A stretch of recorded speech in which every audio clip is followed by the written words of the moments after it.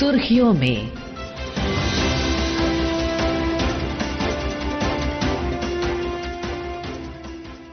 ये आकाशवाणी है। प्रस्तुत है कार्यक्रम सुर्खियों में। इसके अंतर्गत सुनिए केंद्रीय मंत्रिमंडल के निर्णयों पर चर्चा। इसमें भाग ले रहे हैं आर्थिक विश्लेषक शरद कोहली। कार्यक्रम का संचालन कर रहे हैं वैभव जे श्रीवास्तव।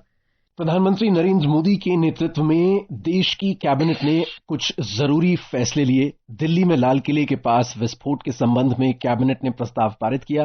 केंद्रीय मंत्रिमंडल ने 25,060 करोड़ रुपए के परिव्यय के साथ भारत के निर्यात इकोसिस्टम को सुदृढ़ करने के लिए निर्यात संवर्धन मिशन को मंजूरी दी। मंत्रिमंडल ने हरित ऊर्जा के लिए अलग अलग खनिजों की रॉयल्टी दरों को युक्तिसंगत बनाने के लिए मंजूरी दी और कैबिनेट ने निर्यातकों के लिए ऋण गारंटी योजना को भी मंजूरी दी। इन सभी फैसलों का कितना गहरा असर पड़ेगा देश की अर्थव्यवस्था पर और क्या लाभ होंगे देश के लिए और देशवासियों के लिए आने वाले समय में, इन सभी चीजों पर जरूरी बातचीत करने के लिए हमारे साथ मौजूद हैं आकाशवाणी स्टूडियोज में एक बेहद खास मेहमान। हम जुड़ रहे हैं वरिष्ठ आर्थिक विश्लेषक श्री शरद कोहली जी के साथ। शरद जी, आकाशवाणी के स्टूडियोज में बहुत बहुत स्वागत है। नमस्कार। सबसे पहले आइए सुनते हैं केंद्रीय मंत्री अश्विनी वैष्णव के ये शब्द। 3 बड़े फैसले लिए गए। सबसे पहला एक नया एक्सपोर्ट प्रमोशन मिशन लॉन्च किया गया है। 25,060 करोड़ रुपए का इसका आउटले है। 6 साल की इसकी अवधि है और इसमें बहुत ही कॉम्प्रिहेंसिव तरीके से पूरे कंप्लीट एक्सपोर्ट के इकोसिस्टम को सपोर्ट करने का इसमें डिसीजन लिया गया है। प्रायोरिटी उन सेक्टर्स को दी जाएगी जिनके ऊपर अभी एक एडवर्स इम्पैक्ट है, जैसे टेक्सटाइल है, लेदर है, जेम्स ज्वेलरी है, इंजीनियरिंग गुड्स और मैरीन प्रोडक्ट्स हैं। 2 इसके पिलर्स हैं। पहला पिलर है निर्यात प्रोत्साहन और दूसरा है निर्यात दिशा। इसका कंप्लीट डिजिटल इम्प्लीमेंटेशन होगा। दूसरा क्रेडिट गारंटी स्कीम एक्सपोर्टर्स के लिए। आज की जो परिस्थितियां हैं उन परिस्थितियों में क्रेडिटर्स हमारे एक्सपोर्टर्स को कैसे सपोर्ट करें, उसके लिए credit guarantee scheme 20,000 crore rupees की आज अप्रूव हुई है कैबिनेट में माननीय प्रधानमंत्री जी के नेतृत्व में। और तीसरा हमारे जो क्रिटिकल मिनरल्स का प्रोडक्शन है उसके ऊपर कानून में एक अमेंडमेंट किया गया है जिससे कि critical mineral production can increase in a country. Sharad ji, सबसे पहले बात करते हैं मंत्रिमंडल के इसी फैसले के बारे में। भारत के निर्यात इकोसिस्टम को सुदृढ़ करने के लिए निर्यात संवर्धन मिशन, एक्सपोर्ट प्रमोशन मिशन को मंजूरी दी गई है। क्या कहेंगे आप इस बारे में, कितना जरूरी है ये? बहुत ही उचित समय पे मैं समझता हूँ ये घोषणा की गई है, क्योंकि अमेरिका ने जिस प्रकार से भारत के ऊपर 50% टैरिफ लगाया और इसकी काफी चर्चा हुई, बहुत सारे एक्सपोर्टर्स प्रभावित हुए। खासकर अमेरिका को जो ज्यादा एक्सपोर्ट करते थे वो कुछ तो ऐसे एक्सपोर्टर्स थे जो कि खाली अमेरिका को निर्यात करते थे। इसमें टेक्सटाइल्स हो गया, फुटवेयर हो गया, इंजीनियरिंग गुड्स हो गया, मरीन प्रोडक्ट्स हो गया, जेम्स एंड ज्वेलरी हो गया। ये कुछ ऐसे सेक्टर्स थे जो कि पूरी तरह से प्रभावित हुए थे, क्योंकि कुछ एक्सपोर्ट ओरिएंटेड यूनिट्स इस प्रकार के थे साउथ में, गुजरात में, कोस्टल इंडिया में, जो कि खाली और खाली जिस प्रकार मैंने कहा अमेरिका को करते थे। तो बहुत सारी मीटिंग्स हुई एक्सपोर्टर्स के साथ। जब से ये टैरिफ लगा, अनेकों बार मुझे लगता है मंत्रालय ने एक तरह से उनको ये अश्योरेंस दिलाई, उनको ये विश्वास दिलाया कि सरकार आपके साथ है। और अनेकों प्लेटफॉर्म्स पर यह भी चिंतन किया गया कि इन एक्सपोर्टर्स के लिए क्या विकल्प ढूंढे जा सकते हैं। अमेरिका के अलावा यूरोप है, साउथ अमेरिका है, साउथ ईस्ट एशिया है, ऑस्ट्रेलिया है, अफ्रीका है, मिडिल ईस्ट है। इन सबकी मार्केट्स और लगभग 40 देशों के साथ संपर्क स्थापित किया गया भारत सरकार द्वारा और इन एक्सपोर्टर्स द्वारा अपने लेवल पर भी, और विभिन्न जो एक्सपोर्ट प्रमोशन काउंसिल्स होती हैं उनके द्वारा भी, कि हम जो नुकसान वहां से हुआ उस नुकसान की भरपाई हम दूसरी मार्केट से करें। इसलिए मैंने आपको जो शुरू में कहा कि बहुत ही उचित समय पर यह आया है। ये जो एक्सपोर्ट प्रमोशन मिशन है किस प्रकार से मदद करेगा एक्सपोर्टर्स को, ये समझना बहुत जरूरी है। कुछ अगर मैं उदाहरण लूं तो बहुत सारी एग्जीबिशंस ऑर्गेनाइज की जाती हैं। आपने देखा कि इसके 2 ध्येय रखे गए, एक तो उनको दिशा देना और एक प्रोत्साहन देना। तो दिशा देने का यहाँ पर तात्पर्य है कि उनके लिए नई मार्केट्स ढूंढना, कि मान लीजिए कोई मरीन प्रोडक्ट्स वाला जो कि एक्सपोर्टर है वो अमेरिका में अपना सामान भेजता था, या सूरत में उदाहरण के तौर पर जेम्स एंड ज्वेलरी वाला जो कि अमेरिका में सामान ढूंढता था, तो उसको हम नई दिशा दे। अब देखिए, नई दिशा देखने के लिए एक्सपोर्टर्स को वित्तीय सहायता चाहिए होती है। आपको वहां जाके एग्जीबिशंस में पार्टिसिपेट करना पड़ता है, आपको वहां जाके अपनी मार्केटिंग करनी पड़ती है, आपको वहां जाके प्रेजेंटेशंस देनी पड़ती है कि देखिए भारत का बना सामान इतने कीमत पर आता है, ये उसकी क्वालिटी है, पहले ही अमेरिका में खरीदा जाता था, वगैरह वगैरह। ऐसी सब बातें की जाती हैं। इसके लिए धन अर्जित करना बहुत जरूरी होता है। और यही इस मिशन का लक्ष्य है कि उनको नई दिशा दी जाए। दूसरा, आपने ध्यान दिया होगा, अभी मंत्री महोदय ने कहा प्रोत्साहन। प्रोत्साहन यहाँ पर है कि जो इन प्रोडक्ट्स के मैन्युफैक्चरर्स हैं, ट्रेडर्स हैं, डीलर्स हैं, स्टॉक, जो भी इन सारे प्रोडक्ट्स में डील करते हैं, ये क्या और भी प्रोडक्ट्स में, उनको एक्सपोर्ट के लिए प्रोत्साहित किया जाए। यानी कि वो अपनी हमारी डोमेस्टिक मार्केट में, हमारी देसी मार्केट में वो सामान बेचते हैं, पर वो इस बात को अभी नहीं जानते, इस बात से अनभिज्ञ हैं कि उनका माल विदेशों में भी उतना ही पसंद किया जाएगा जितना भारत में किया जाता है, बल्कि उससे भी ज्यादा किया जा सकता है। तो इस प्रकार वो अपने व्यापार को विस्तृत कर सकते हैं, अपने व्यापार को ग्लोबल, जिस प्रकार कहते हैं vocal for global, global for vocal, जो हम बात करते हैं बार बार, उसको जिस भी प्रकार जो बोलता है, मैंने लोगों को दो तरीके से बोलते सुना है, पर मूल उसका अर्थ यह है कि आप अपने प्रोडक्ट को बाहर लेके जाएं। तो ये दिशा और प्रोत्साहन दोनों देगा। दूसरा वैभव इसमें जो इसी एक्सपोर्ट से संबंधित है, वो मैं यहीं पर जिक्र करना चाहूंगा, जो कि हाल में बहुत सुनने में आया। जैसा मैंने बताया, जब से अमेरिका ने भारत पे टैरिफ लगाए तो बहुत सारे एक्सपोर्टर्स का काम रुक गया। अब मैं एक उदाहरण के तौर पर हम इसको समझे तो हम ये एक्सपोर्ट क्रेडिट गारंटी स्कीम जो है, जिसको हम CGSC कह रहे हैं, credit guarantee scheme for exporters, official तौर पे इसको कहा जाता है, जिसमें कि 20,000 करोड़ रुपए का एलोकेशन हुआ है। इसको अगर हम तथ्य से समझें तो मान लीजिए आप कोई प्रोडक्ट इंजीनियरिंग गुड्स का अमेरिका भेजते थे।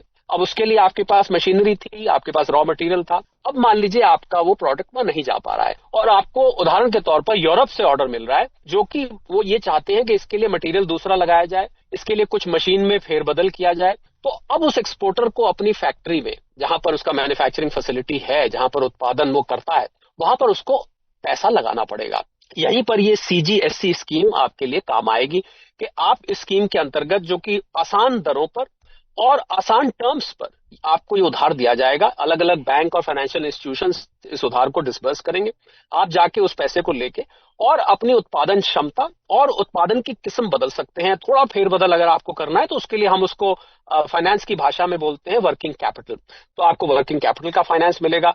और अगर आपकी क्षति हुई है, यानी कि आपका स्टॉक ऐसा रह गया जो अमेरिका अब नहीं जा पा रहा है, तो उस स्टॉक को आपको कहां बेचना है, मान लीजिए कम दरों पर बेचना है, तो ये पैसा बहुत जरूरी तरीके से आपके लिए काम आएगा।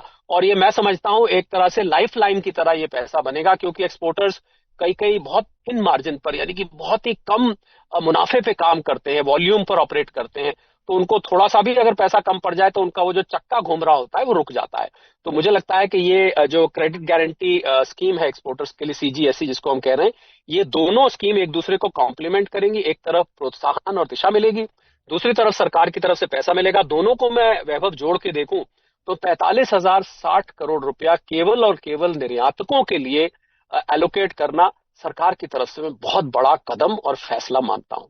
शरद जी, सबसे पहले ऋण गारंटी की योजना और उसके बाद निर्यातकों के लिए इतना सुदृढ़ इकोसिस्टम तैयार करना, जैसा आपने कहा, आपको क्या लगता है कि भारत विश्व गुरु जो बना है और आगे जितना ज्यादा भारत की आर्थिक स्थिति मजबूत होती जा रही है, अब जितने भी अहम फैसले हैं वो भारत को ध्यान में रख के किए जाते हैं, इस बीच कितना जरूरी है कि भारत के उत्पादक और निर्यातक दोनों को ही इसका लाभ पहुंचे, और साथ ही साथ भारत का ये जो अमृत काल है, इसमें इन दोनों ही उत्पादकों और निर्यातकों का कितना अहम योगदान है और क्यों ये जरूरी है?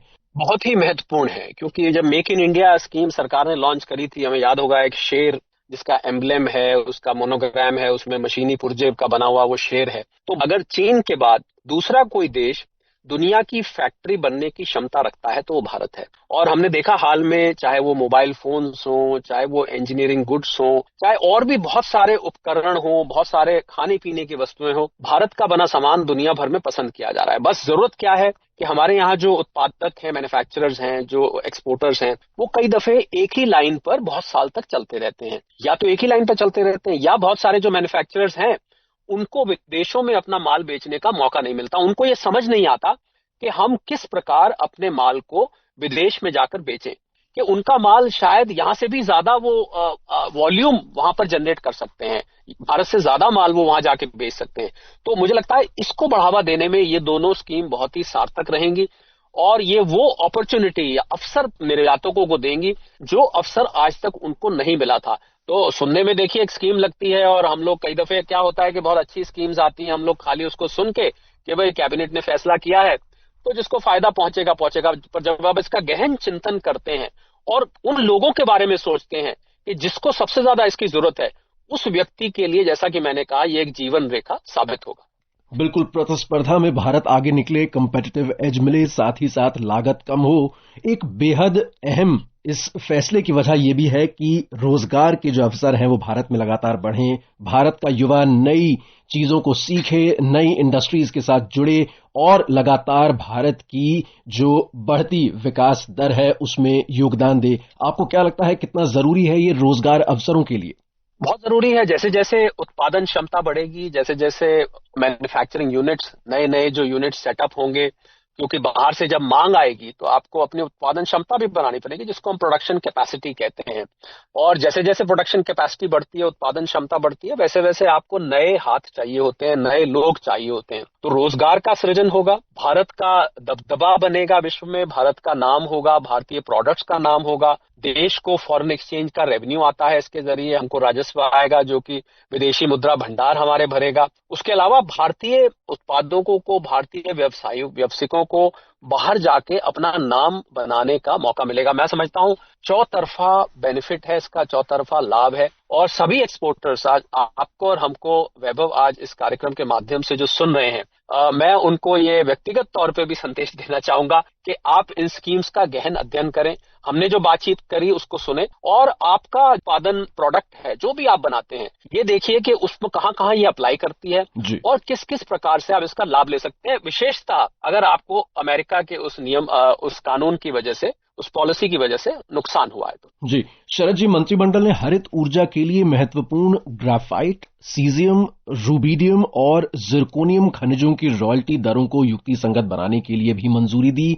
समय के साथ चलने की जब बात करते हैं तो ये महत्वपूर्ण खनिज भारत की अर्थव्यवस्था के लिए कितने जरूरी हैं, साथ ही साथ इनके जो रॉयल्टी दर हैं इनको युक्ति संगत बनाकर हम भारत की जो इंडस्ट्रीज हैं जो इन क्रिटिकल मिनरल्स, इन जरूरी खनिजों से जुड़ी हुई हैं, उनको कितना ज्यादा लाभ पहुंचा सकते हैं? क्रिटिकल मिनरल्स का हाल में बहुत जिक्र चल रहा है, दुनिया भर में सुनने को मिल रहा है।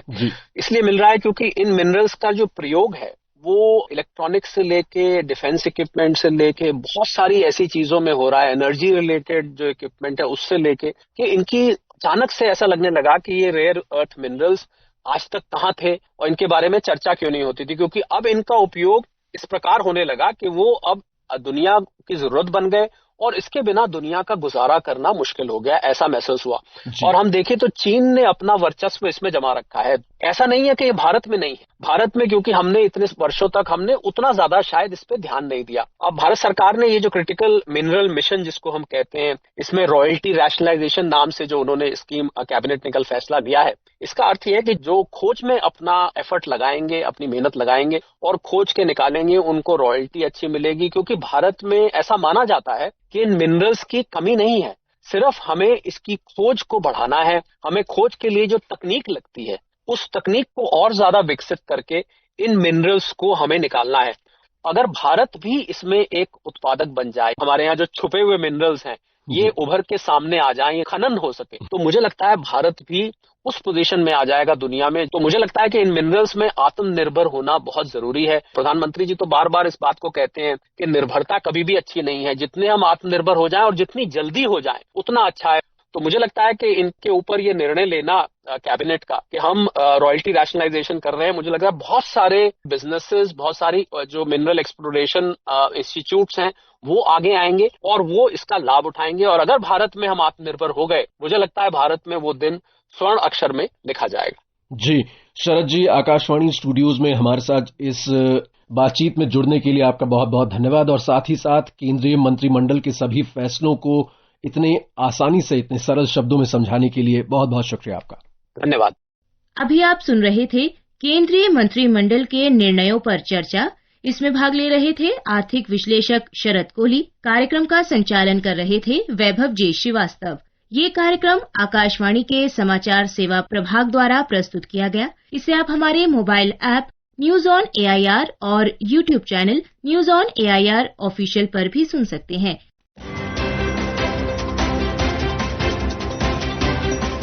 सुर्खियों में